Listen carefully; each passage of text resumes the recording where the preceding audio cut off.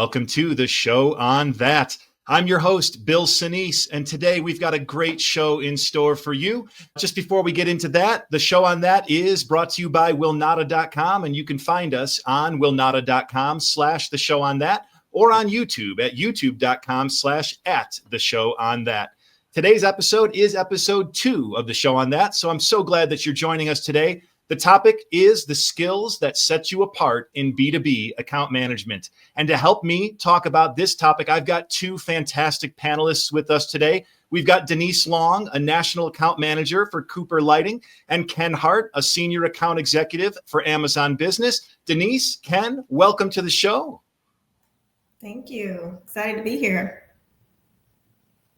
Why don't we go ahead before we go any further here, Deneace? Why don't you? Bill. Thanks for having me. My pleasure, Ken. Why don't we go ahead and have you kick off with a quick introduction? Tell us who you are and a little bit about your background in account management. Okay. Hi, everyone. I am Deneace, as Bill mentioned. So I am currently a national account manager and had a few similar roles as well, but my background is actually in marketing. I've been in the marketing and sales place for about 10 years now in some range of fashion, and I'm happy to be in account management. It's probably my favorite role so far. Awesome. Well, great to have you on the show today, Deneace. And Ken, we'll kick it over to you. Go ahead and give a quick intro. Thanks for having me on.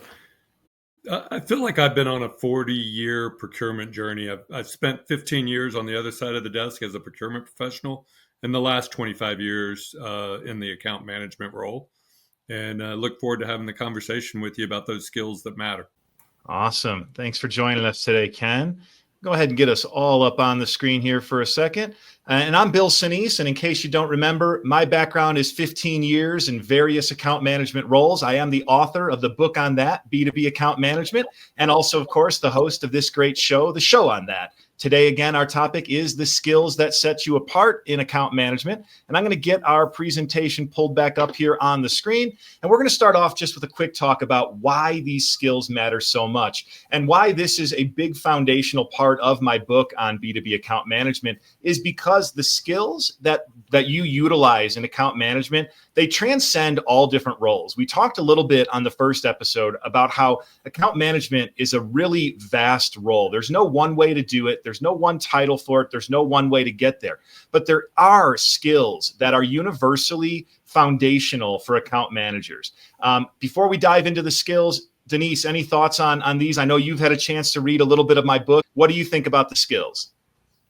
No, I think these are awesome skills. You really called out the key areas for account management. I mean, these are definitely like the fundamentals of what it takes to be successful in this industry. So I think these skills definitely matter. Awesome. Appreciate that. Well, let's jump right into our first slide here, which is breaking these skills into 4 skill groups. Now, these skills are, like I said, universal, and they're kind of fit themselves into 4 different buckets. One of them being communication skills. Account managers, at our core, we communicate. Ken, would you agree? Communication pretty key for an account manager? Absolutely. It's the most important. And after that one, I think, the second most important is going to be the relationship skills, the ability to build a bond with somebody quickly and to use that to further your goals and their goals in a mutually respectful way. True or false? Definitely true. True. And then next after that is going to be the sales skills, because at the end of the day, account management is a sales role. You've got to be able to do a little bit of selling to be successful in this role. And last but not least is going to be our problem solving skills. Deneace, ever had to solve a problem as an account manager? It'd probably be easier to count the times that I have not. So yes. Absolutely. And Ken, let me ask you this. When you're solving problems, do you always know the answer? Or is that something that sometimes you're like, yeah, I've got that, but not off the top of my head? Yeah, no, I mean, there's a lot of winging it when it comes to problem solving. You often get thrown a curveball that you hadn't anticipated. No doubt. No doubt. Well, starting us off here is going to be the communication skills. And within communication skills, we've got things like email communication, verbal communication, and then, of course, the flip side of communication, which is the listening and then responding to something that someone else says. Personally, I know that I spend way too much of my day buried in emails, whether it be reading emails customers have sent me or sending emails out. Either of you two spend a little bit of your time with emails? Yeah, probably too much time. So, Ken, I know one thing that you're a master of is the verbal communication. How much of your time would you say you spend talking to customers? Oh, geez. I have to remind myself to talk less. But, I'm a big fan because the written word can often leave somebody to interpret where, you got your tonality, your inflection that is important for the customer to hear how you're communicating. It crosses so many different barriers when they can actually hear what you're trying to communicate. So I'm a big fan of the verbal communication, even more so than email communication. Yeah, and that's a great point because a lot can get lost in email. The best written email still leaves a lot of room for interpretation, where a verbal conversation, not only can you put inflection, not only can you pick your words very carefully, but you can hear in immediate fashion what your customer thinks about what you said. And that's you touched on it. The other side of the coin is listening, truly hearing what somebody says to you and then responding back to that piece that you heard, as opposed to just getting your message out there in a monologue. Account management is not monologuing. It's all about give and take. It's about speaking and listening. I think it gives you the opportunity to ask additional questions. Like I've found throughout my career, picking up the phone on a simple customer service type question gives me the opportunity to then ask the customer additional questions. So what may seem like a simple response, taking that opportunity to reach out and have a conversation, I can find out other details about what may be causing the problem with the customer. No doubt about it. Yeah, there's a lot of opportunity to get that full feedback loop, to take it full circle versus, like I said, just that monologue of an email is you're typing something out and somebody is going to read that later. The conversation allows that smooth back and forth. Starting us off here, going to get our slides pulled back up. We're going to go and jump and take a look here at email communication a second. Denise, warm and cold email. Those are the two different types that I talk about in my book. Those are, to me, the two main types of emails. A cold email being one where the person you're reaching out to doesn't know you, doesn't know why you're reaching out or what you're reaching out for. A warm email being one where you have a relationship already. The person you're emailing, you expect them, or they should be expecting your email, and you're expecting that you'll get a response back. Do you do a lot of cold emailing in your role, or is it more warm emailing? It's more so warm in my role. I'm speaking with my main merchants that I work with more frequently. There is a little bit of cold if we're trying to expand into new categories or areas within the store. So there can be a bit of cold, and it definitely comes off cold because, you just don't have that relationship built there. And they are already familiar with their current vendors and have the relationships there. So it can come off cold, but I think that's where kind of that verbal communication can come in as well, because you can come off a little warmer over the phone or in a in-person meeting versus just a cold email. Yeah, I'd have to agree. Cold emailing shouldn't be the cornerstone of what an account manager does. We're typically working with relationships that have been established. Unless you've got some new customers in your book or some new people that you need to interact with and you're trying to get a hold of them for the first time, I don't think cold emailing should be too much of what you do. Ken, how about you? A lot of cold emailing or more warm emailing? Oh, 100% more warm, but I don't mind the cold emailing.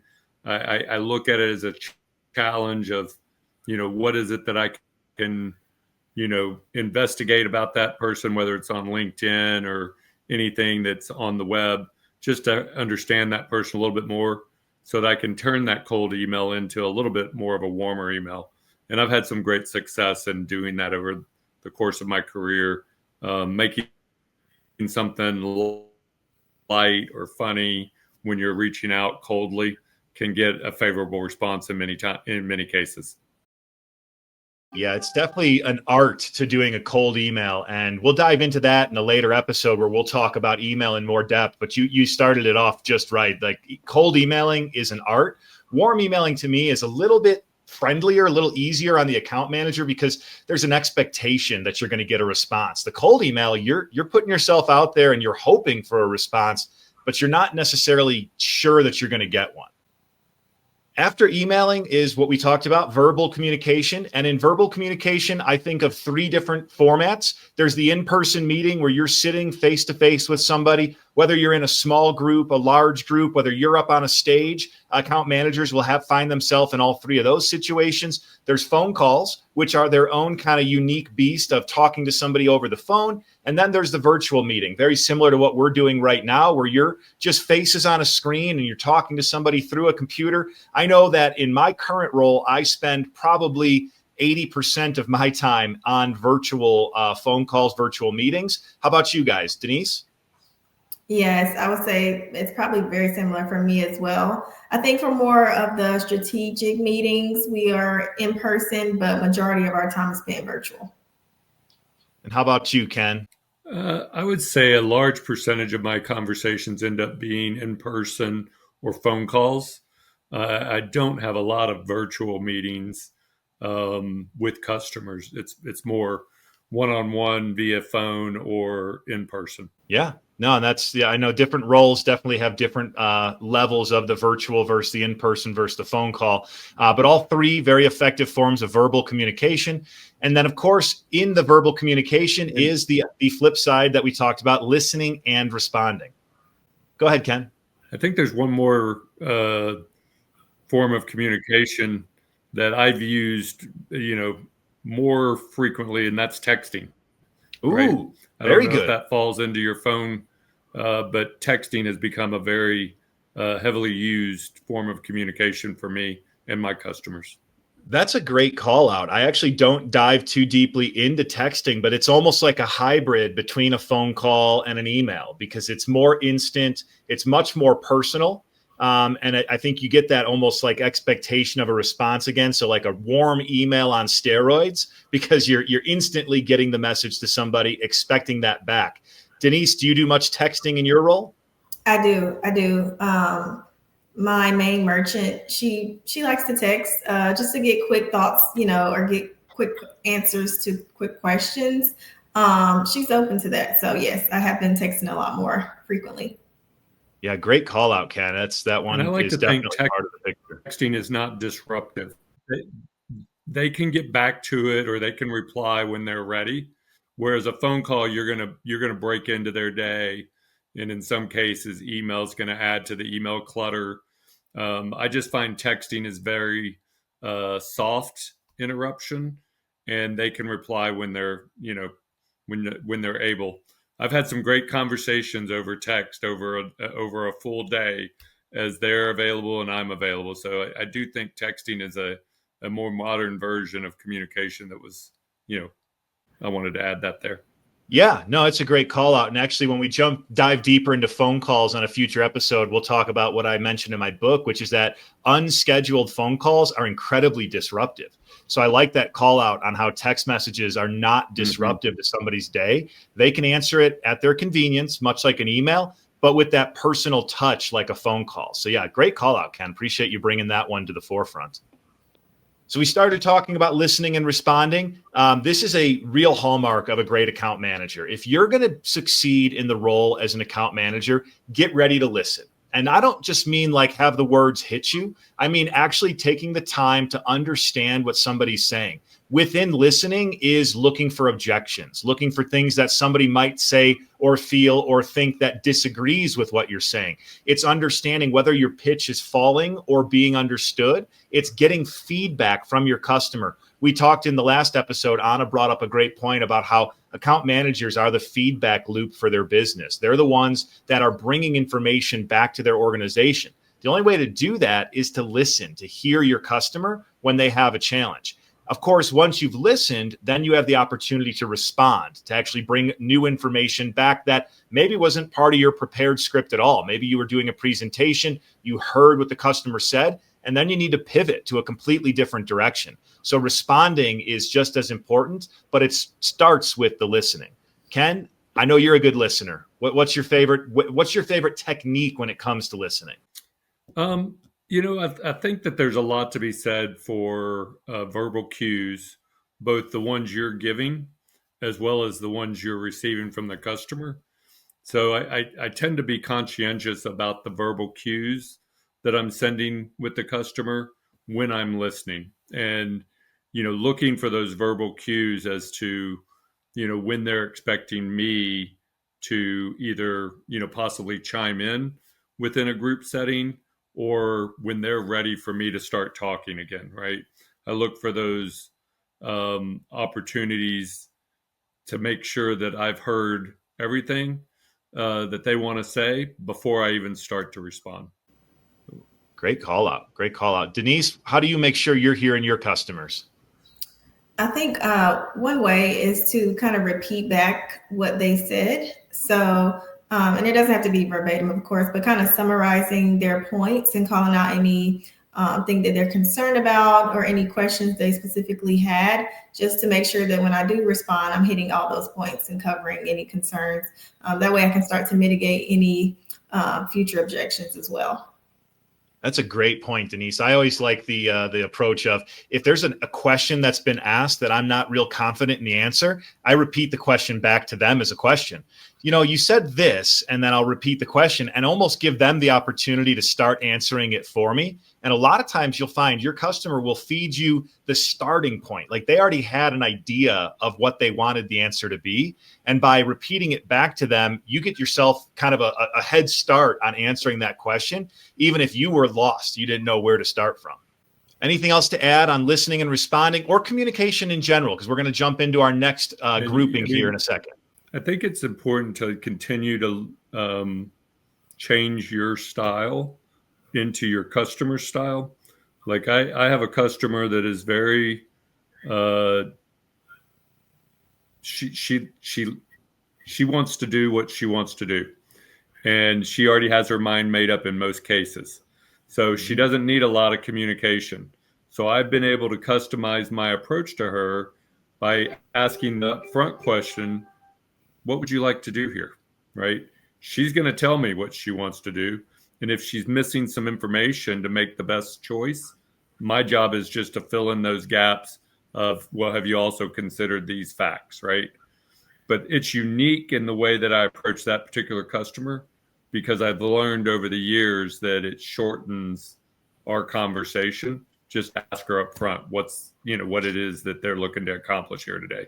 And that's different than most of my other customers, where I might need to help them get to that point. Yeah.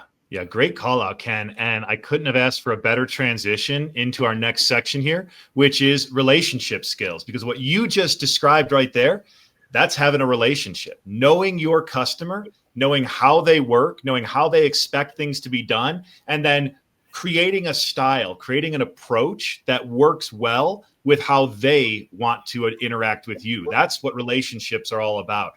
Relationship building, customer obsession, follow up, and follow through are going to be the sub skills that fall under this header of relationship skills. And we'll dive right into the first one, which is relationship building. And I think there's kind of 3 stages to building a relationship. There's the early stage, when you're just getting to know somebody. Account managers, in my experience, are some of the best people at just building a quick relationship out of nowhere. Never met you before. By the end of the day, we're best friends. Then there's that growth stage where you're building rapport, you're building trust, you're getting to know each other. And then there's that long-term partnership where you walk into their office and you walk around and everybody there knows you because they've kind of introduced you to people throughout the office and you've been interacting with them for years and years. Ken, I know you're one of the best relationship builders I've ever worked with. Long-term partnerships are a hallmark of your account management approach. Tell me a little bit about how you go about building relationships. I think a lot of what everything starts with me is the golden rule. Just trying to do unto others as you would have done unto you, right? So I look for those things of, what makes a good relationship for me, and I try to provide those things to my customers. And that's just follow through, do what you say you're going to do. Communication and good listening skills go a long way to forming those lasting partnerships. Yeah, great point there. And you're skipping ahead to some of my points here at the end of this all, which is that none of these skills work on their own. you have to use them together. To build a relationship, you have to communicate, you have to follow up, you have to follow through. Love that segue there, Ken. Deneace, how about you? What's your approach to building customer relationships? I think it definitely changes based on the partner or the client that I'm working with. I have some clients who they don't really want to build the personal relationship. They don't want to go to the dinners. They don't want to do things outside of, our necessary meetings. And then there's others who do prefer that, and they don't want to hear about the data points until they know how your weekend went. So I think I definitely have to cater it to the different customers and what they're looking for. So definitely being flexible there. Yeah, great points. Great points all around. Jump into the next piece of relationship building, which is customer obsession. And Ken, you started to touch on this. It's about doing right by your customer. It's about getting their shoes on, walking a mile, and then going one step further and obsessing over their experience as a customer. And I know this is something that Amazon holds as a leadership principle, and we all live that every day. But customer obsession is something I've seen you do often. Tell me, how is it that you go about putting the customer first all the time? I think it's crucial for you to anticipate your customers' needs, to understand what role they perform at their office, and then trying to understand, well, they're probably these things that are important to them. What can I do to help support those things that are important to them? So that when you approach them, you're not approaching them with what's in it for you. You're approaching it with, what's in it for them or what's important to them. Time and time again, I can ultimately earn more trust and ultimately then earn more business if I always make it about what's important to the customer. What's Great. important to me or what's important to Amazon comes second and third to what's important to the customer. Yeah, it's a great call out. If you really put their experience first and what they need first and foremost, you'll find that the opportunities kind of bring themselves to you because the customer knows that you have their best interest in mind. Jumping forward here, Deneace, do you do any follow-up or follow-through in your role? I know these are kind of two completely separate skills, and I talk about them that way in my book, but I also think they really go hand in hand. Follow-up being those things you do to get to a sale, to get to what your ultimate goal is, and then follow-through that's those things that you do after the sale is made. That's what sets the account manager apart from a one-time salesperson, is that you don't just make a sale and walk away. You have to follow through and do more work a lot of times after the sale is made than you ever do beforehand. Which of these do you do more of, follow up or follow through? I think that's a tough one because I do a lot of both. But I say probably follow through because, a lot of times, yes, you do all the prep, you get the presentation together, you go in, you do your pitch, but afterwards it's like crickets for a while, well, what are they thinking? Or are they talking to my competitor? You're trying to figure out, what next steps are. So definitely checking in. Hey, any more questions since we last met?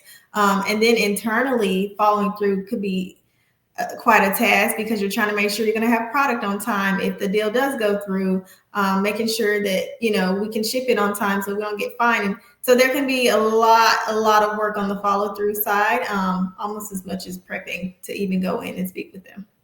Yeah, no doubt about it. You nailed it. It's the thing that keeps the customer coming back is the follow through. If you made a great sale and then everything falls apart from there, they're not going to come back to you next time. And in account management, that's what we're all about, is the long term, not the short term wins. It's that long term customer relationship, that long term ongoing sale.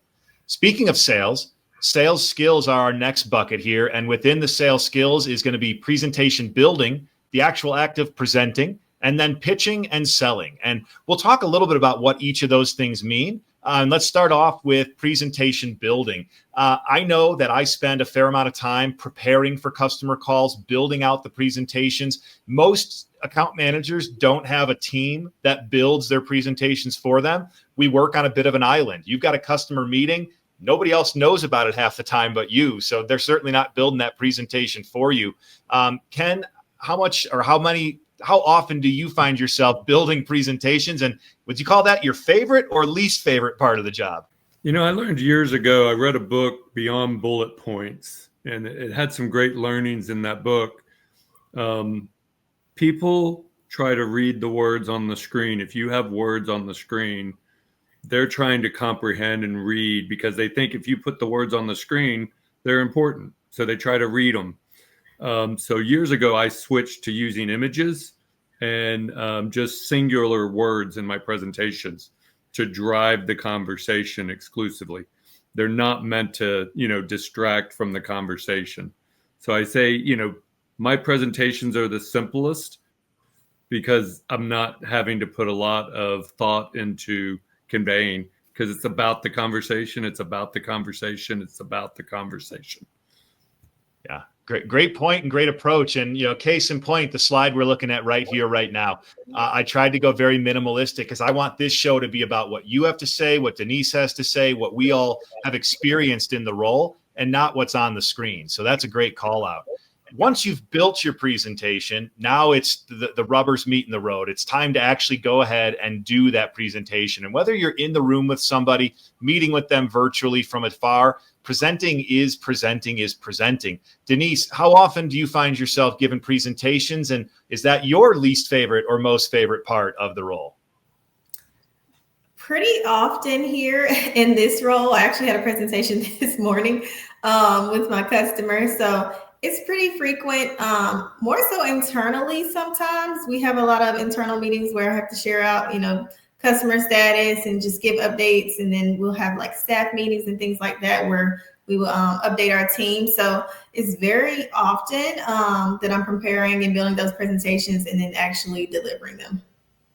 Yeah, I find it's the same. I do a lot of presenting in my role, and that's where it's tough to spend too much time building the presentation because the more that you present, the more often that you're doing presentations, the more that workload can pile up. So to Ken's point, keeping it simple, keeping it something that's not going to distract from your meeting but add to it is definitely the key for your presentations. And we'll dive very deep into presentations in a future episode.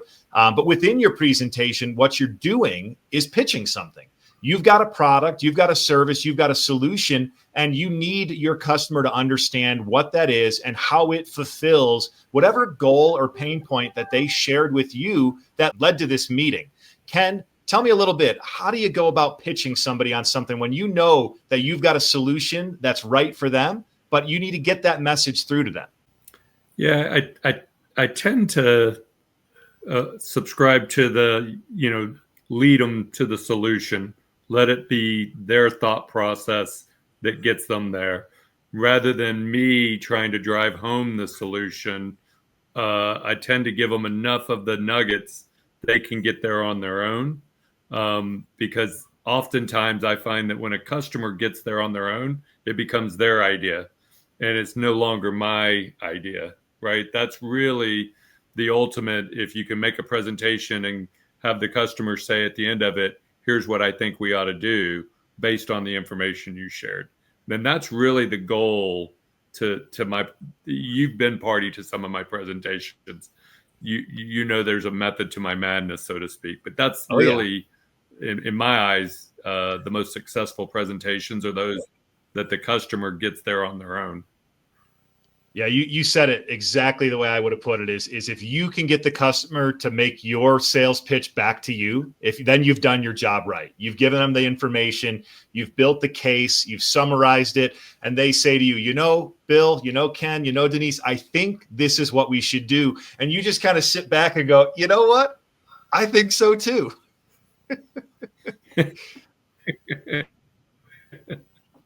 That's right. I mean, and that's really doing the customer service, allowing them to get there, because sometimes them not getting there will uncover the need behind the need, or will uncover their resistance or their objections.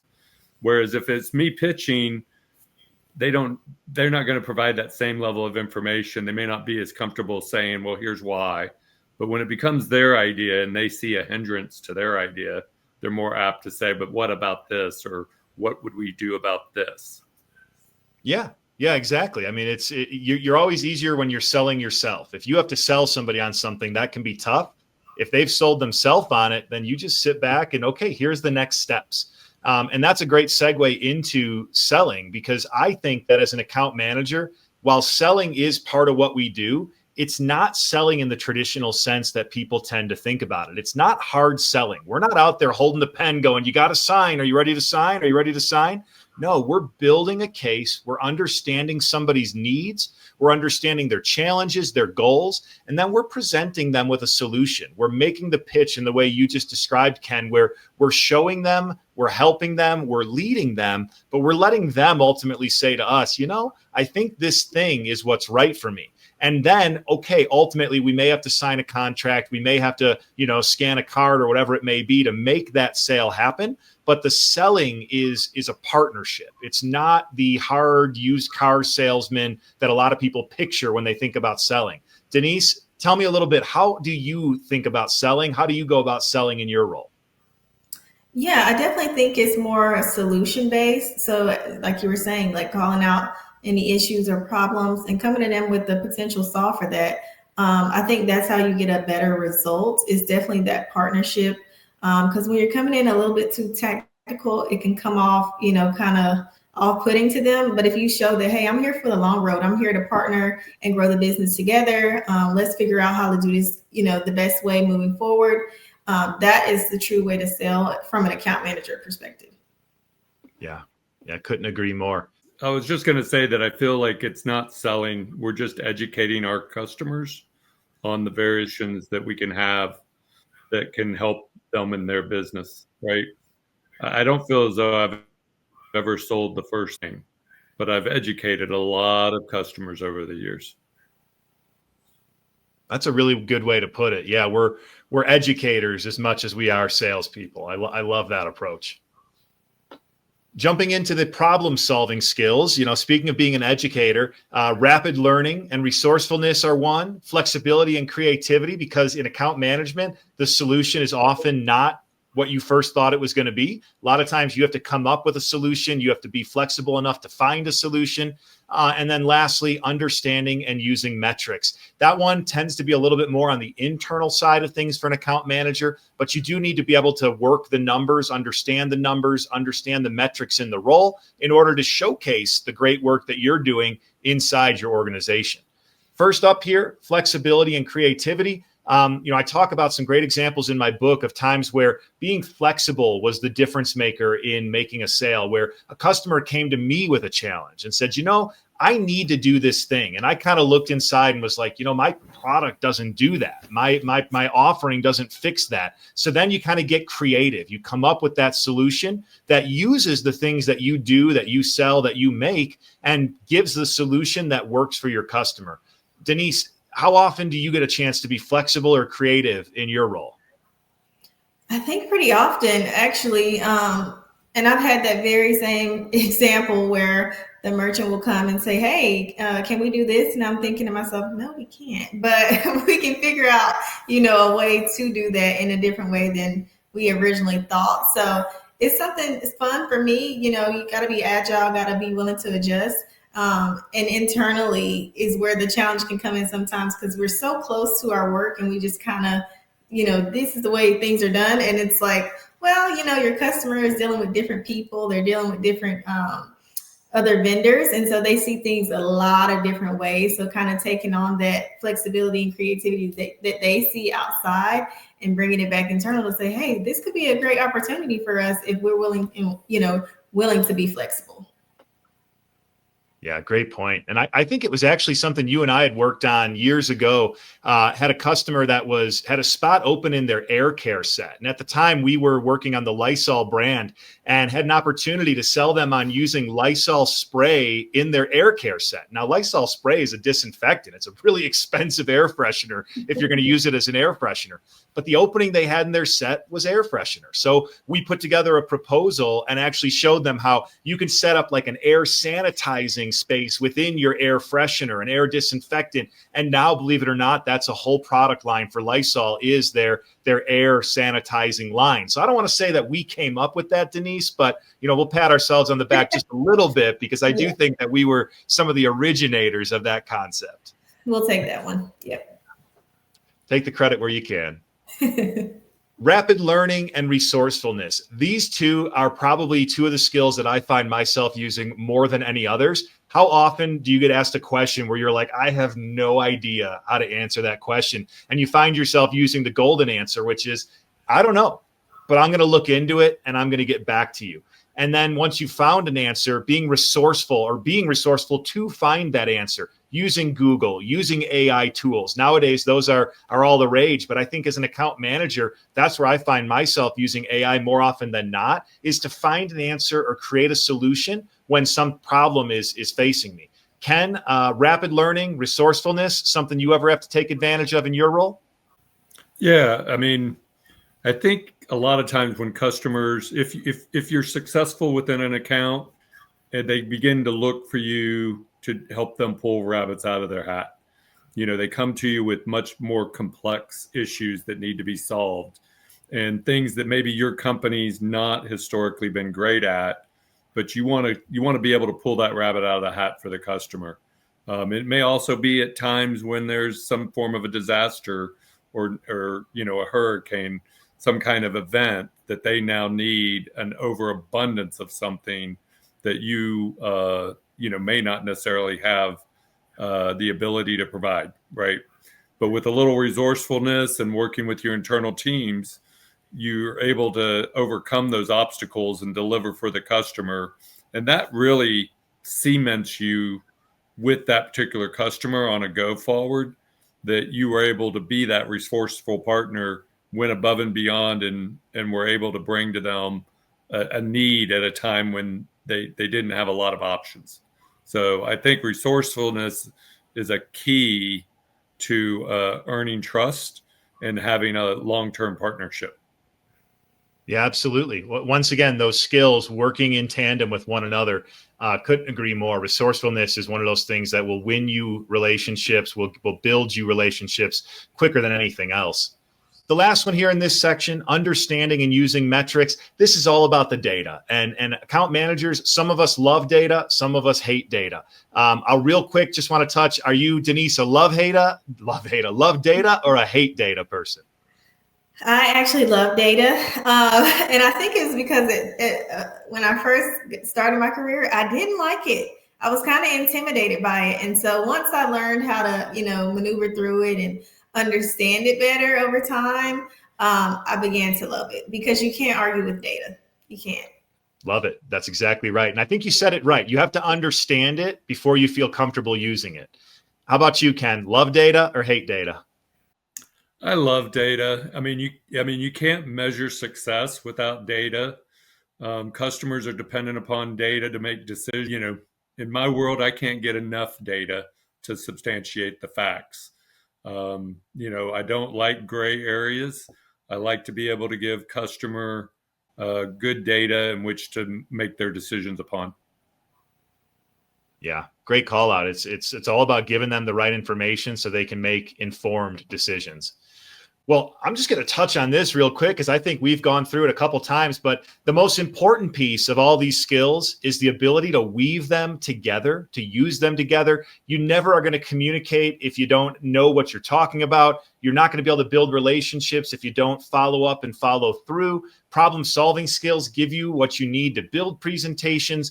Presentations are where you make your pitch or where you make your sale. So as an account manager, one of the most important skills is the ability to weave all of these skills together and utilize them together when you're supporting your customers. I'm going to dive from here into a what's next slide and then jump out into our conclusion. Before I do that, Ken or Deneace, I want to see if you have any last words on the skills that B2B account managers need to be successful. I'll kick it over to you first, Deneace, and then I'll send it over to Ken. I think these are all definitely, as I mentioned, just foundational skills.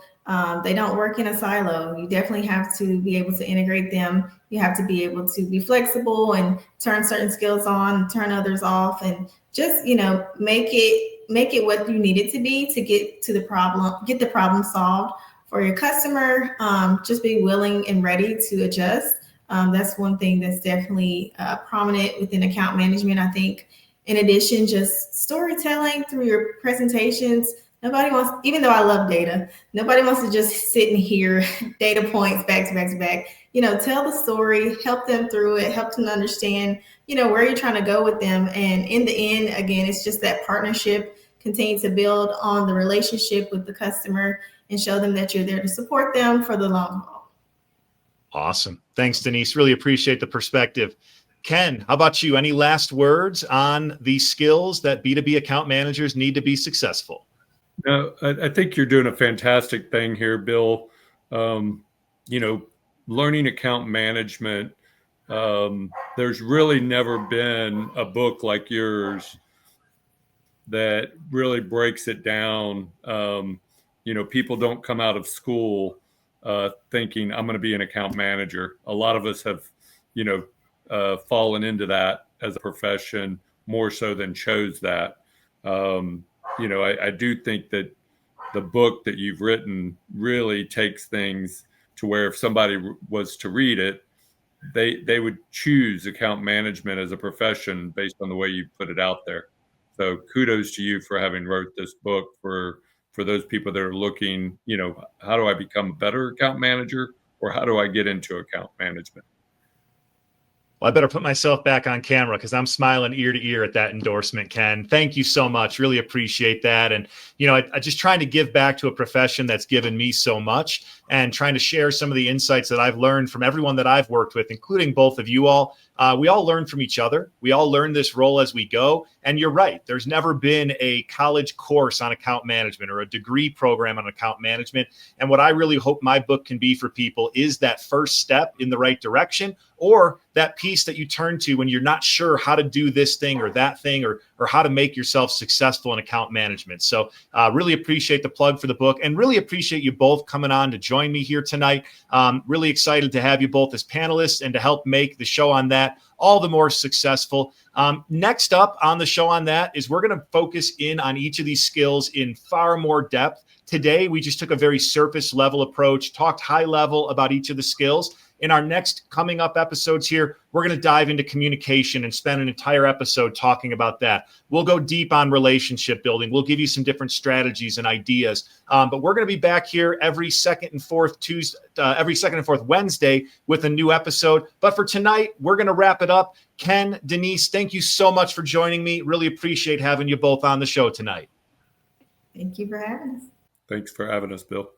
And speaking of panelists, if you'd like to become a panelist, feel free to let me know, and I will put you on the list to become a panelist on a future episode. You can head over to willnada.com/the show on that and fill out the form there. Shoot me a message on LinkedIn or get a hold of me any other way, and I'd love to have you as a panelist on a future episode.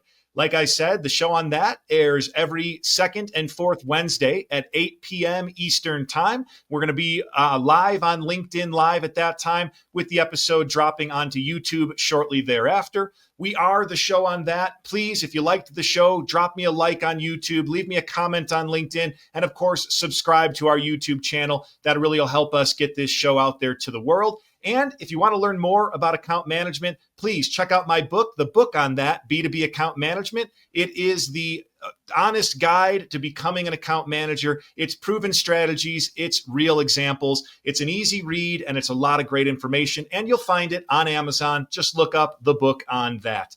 That's it for tonight's show. I'm Bill Sinise, and I'm really glad that you stopped by, and I can't wait to catch you on the next episode.